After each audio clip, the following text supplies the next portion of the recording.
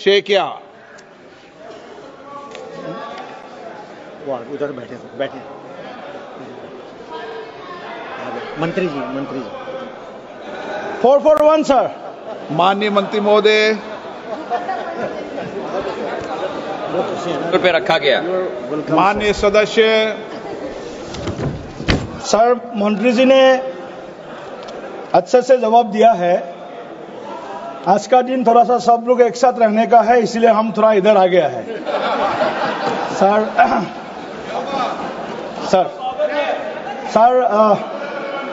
North east development के लिए अटल बिहारी वाजपेयी जी ने डोनर मिनिस्ट्री का गठन किया था और डोनर मिनिस्ट्री के माध्यम से माननीय प्रधानमंत्री नरेंद्र मोदी जी ने पूरे पूर्वोत्तर के अष्टलक्ष्मी को देश के मुख्य धारा में, विकास के मुख्य धारा में लाने का भरपूर प्रयास किया।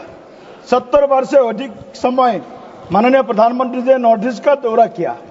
मेरा प्रश्न है, नॉर्थ ईस्ट को आगे आने वाला 10 साल में हमारे जो विकास का गति है, बाकी जो स्मार्ट सिटी है, डेवलप सिटी है, उसके साथ में नॉर्थ ईस्ट को एक समान तरीके से आगे लेके जाने के लिए डोनर मिनिस्ट्री का क्या योजना है और निश्चित से लेकर के पीएम डिवाइन तक जो भी योजना नॉर्थ ईस्ट में चल रहा है उसमें बढ़ोतरी का क्या उनका प्लान है, ये मैं जानना चाहता हूं महोदय।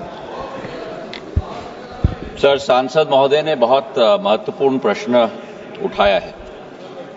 सर, पूर्व में उत्तर पूर्वी राज्यों को देश के आखिरी टापू के रूप में देखा जाता था। प्रधानमंत्री नरेंद्र मोदी जी के प्रधानमंत्री बनने के बाद जो दृष्टिकोण उत्तर पूर्वी राज्यों के प्रति होता था, उसे भारत का पहला अंग बनाने का कार्य हमारे प्रधानमंत्री नरेंद्र मोदी जी ने किया है। और ये मात्र वाक्य नहीं है सर, क्योंकि अगर हम आंकड़ों को भी देखें तो हम लोगों का जो बजटरी एलोकेशन है 54 मंत्रालयों का, उन 54 मंत्रालयों में जहां 27,000 करोड़ का बजटरी एलोकेशन होता था 2004 से 2014 तक, आज वो बजटरी एलोकेशन 91,000 करोड़ प्रति वर्ष हो चुका है, जो 3.5 गुना है। और उसके विरुद्ध जो खर्चा, क्योंकि एक बात होता है सर आउटलेस का, उससे ज्यादा महत्वपूर्ण होता है आउटकम्स, और प्रधानमंत्री नरेंद्र मोदी जी की सरकार आउटकम्स पर आधारित है। तो जो 91,000 करोड़ का बजट है पिछले वर्ष, उस बजट के प्रति 1,02,000 करोड़ का खर्चा उत्तर पूर्वी राज्यों में हुआ है सर। ये अपने आप में एक नया कीर्तिमान है। डोनर मंत्रालय को जो माननीय सदस्य ने कहा, पूर्व प्रधानमंत्री अटल बिहारी वाजपेयी जी ने गठित किया था ध्यान देने के लिए, जहां 2,400 करोड़ बजट का आवंटन था, पिछले वर्ष 5,800 करोड़ रुपए का आवंटन किया गया है। हमारे उत्तर पूर्वी राज्यों में हमारे कैपेक्स इंफ्रास्ट्रक्चर स्पेंड के आधार पर आज हमारे 19 रेलवे प्रोजेक्ट चल रहे हैं 80,000 करोड़ के।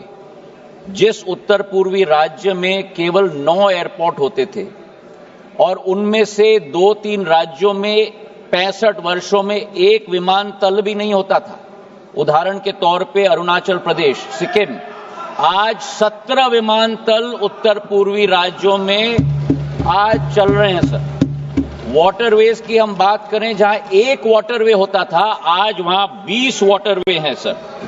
और उसी के साथ टेलीकॉम कनेक्टिविटी में भी करीब 4,500 गांव को 4G नेटवर्क के साथ जोड़ा गया है, और आने वाले दिनों में 5,500 गांव में 4,500 टावर हम लोग लगाने जा रहे हैं।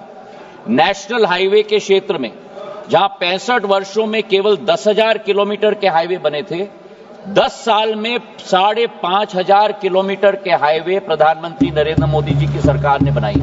और ग्रामीण सड़कों को भी जोड़ने के लिए 45,000 किलोमीटर के रोड 50,000 करोड़ रुपए के आधार पर आज उत्तर पूर्व में बने हैं। और इसी के आधार पर सर जो भारत आगे बढ़ रहा है, अग्रसर हो रहा है, 7% हमारी जीडीपी ग्रोथ रेट है। पर सर आपको भी आश्चर्य होगा सुनते हुए कि हमारे 8 उत्तर पूर्वी राज्यों में 5% जीडीपी ग्रोथ रेट नहीं है, 8% जीडीपी ग्रोथ रेट नहीं है। हमारे 8 उत्तर पूर्वी राज्यों में 12% जीडीपी ग्रोथ रेट है सर। तो आज प्रधानमंत्री जी के नेतृत्व में उत्तर पूर्वी राज्य भारत को आगे ले जा रहे हैं सर।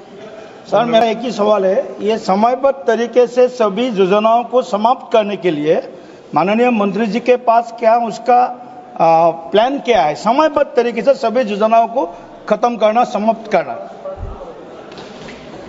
सर दिलीप जी का प्रश्न महत्वपूर्ण है और मैं उनको आश्वस्त कराना चाहता हूं कि पिछले एक वर्ष में हमने मंत्रालय के अंतर्गत जो करीब 1133 प्रोजेक्ट्स हैं, हमारे 5 स्कीम है डोनर्स के, उनके तहत हमने 2 सिस्टम शुरू की हैं दिलीप जी। पहला तो ये कि हमने थर्ड पार्टी ऑडिट का सिस्टम शुरू किया है। जो प्रोजेक्ट्स कंप्लीट हैं उन प्रोजेक्ट्स पे थर्ड पार्टी ऑडिट सिस्टम के आधार पर एजेंसी को भेजकर सर्वे किया जाए। सर्वे किस बात की? ये केवल नहीं कि अधोसंरचना बनी है कि नहीं, क्योंकि सफेद हाथी की तरह भी कई बार अधोसंरचना बन जाती है, पर हर मनुष्य और मानवी को उससे लाभ मिल रहा है कि नहीं। उदाहरण के तौर पे मैं आपको कहूं, अगर कहीं स्कूल बना है या अगर कहीं अस्पताल बना है, यूसी आ गई, सीसी आ गई, तो हम साधारण तौर पर टिक कर लेते हैं कि हो गया काम। पर यह सर्वे टीम जाके देख रही है कि वो अस्पताल से या स्कूल से बच्चों को शिक्षा मिल रही है कि नहीं, टीचर्स हैं कि नहीं, अगर अस्पताल है तो उपकरण है कि नहीं, कितने मरीजों का इलाज हो रहा है। तो ये सिस्टम हमने डोनर मंत्रालय के अंतर्गत हमने आज सेटअप किया है सर। और हमने ये भी तहकीकात की है कि जो हमारे जितने भी प्रोजेक्ट्स हैं, हम लोग करीब 1.5 साल की अवधि देते हैं उनको समाप्त करने के लिए। केवल रोड्स के क्षेत्र में हम लोग 2 से 2.5 साल देते हैं, क्योंकि आपको भी मालूम है दिलीप जी कि उत्तर पूर्वी राज्यों में वर्षा ऋतु सर करीब 5-6 महीने चलती है, तो उस समय में कुछ कार्य नहीं हो पाता, तो उनके लिए हम थोड़ा और समय देते हैं। जो प्रोजेक्ट्स डिलेड है 1.5 साल से ज्यादा या 2.5 साल से ज्यादा, मैंने स्वयं मुख्यमंत्रियों को लिखा है कि तीव्र गति पर इस पर ध्यान दें ताकि जल्द से जल्द स्वीकृति मिले। स्वीकृति मिलकर जब सीसी आएगी तो और राशि हम लोग प्रदेश सरकार को दे पाएंगे। नवचरण माझी। Honorable Speaker, sir, I want to know what are the major achievements in infrastructure in North Eastern India.